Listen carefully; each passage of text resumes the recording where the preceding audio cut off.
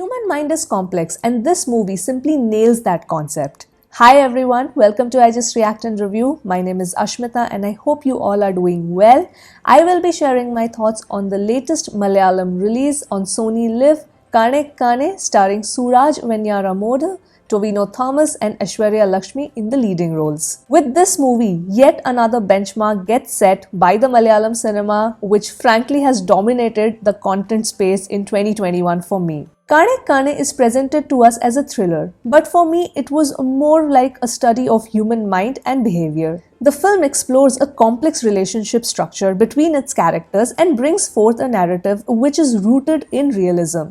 Suraj's character is a grief-stricken man who loses his daughter in a hit-and-run accident. To avenge her untimely death, he files a case of negligence against the driver and is determined to punish him despite the driver asking for forgiveness. But as the movie progresses further, we know that it is not just the daughter that he lost. He also sort of loses his son-in-law and grandkid after this. His son-in-law Alan, played by Tovino, moves on and gets remarried to Sneha, played by Aishwarya, and are also expecting a child of their own. So yes, the dynamics between Suraj, Tovino and Aishwarya is extremely complicated to say the least. Paul is really not accepting of his son-in-law's new relationship even though he had given his consent to the marriage. Consequently, Paul unravels a key information regarding Alan and Sneha's life which sets up his mind to take revenge upon them and avenge his daughter's demise. The events that follow not only sets up this film as a slow burn thriller but also explores human behavior and relationships with amazing nuance. The writing was the biggest takeaway for me in this film. The first thing that I loved about the writing was how the characters were fleshed out overall. Not just the three main leads but the supporting cast as well. For example, the kid who played Kuttu. I loved how sorted yet innocent his thinking was and he really acted out his role well. We see that all the three characters are battling their own personal demons, which is driving them to the edge of losing their sanity. But rather than being loud and obvious about it, these emotions are shown in such a restrained manner. There is a constant tension that you feel between their interactions and you wonder how this person is going to react in a particular situation. This is exactly what kept me hooked throughout the entire film. Secondly, what I appreciated was how the running theme of the film comes full circle at the end. Suraj says a very pivotal dialogue in the film.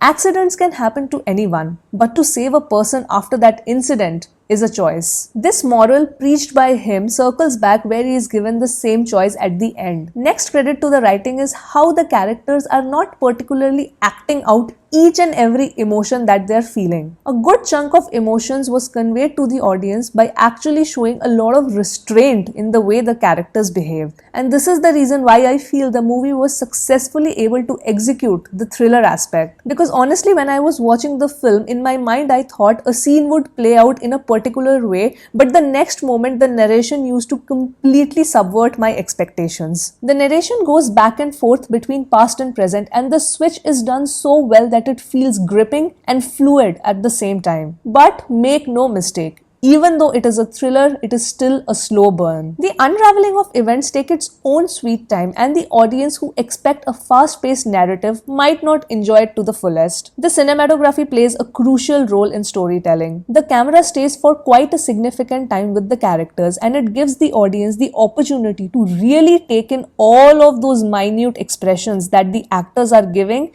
and trying to convey their emotions without saying much. Because when you have a turmoil going inside your head, but you don't want the people around to know, you try to hide your emotions as much as possible, but your eyes give you away, and this is exactly what was acted out by everyone. The score was also really enjoyable for me and it had a really good thriller horror-ish kind of vibe to it. Believe me, the score was so crucial here that if the same movie had an emotional dramatic score, then the feel and the context of the film would have changed completely. Lastly, coming to the performances, both Tovino and Aishwarya were fantastic, but it was Suraj for me who stole the show. The way he blends his mindset into the character is astonishing to watch. His way of talking, his pain, his trauma, it's just out there for the audiences to judge and watch without him talking that much. And Tovino, he just keeps shining brighter than the stars. After such an intense performance in Kala, to watch him play this vulnerable, guilt-ridden character just goes to show his impeccable acting range. The final scene where he breaks down inside his car is probably one of my favorite scenes in the film. Aishwarya also plays her role pitch perfect. You sense her desperation, her frustration, her loneliness. Lastly, I want to add that the film highlights extremely flawed relationships and ventures into topics like cheating on spouse,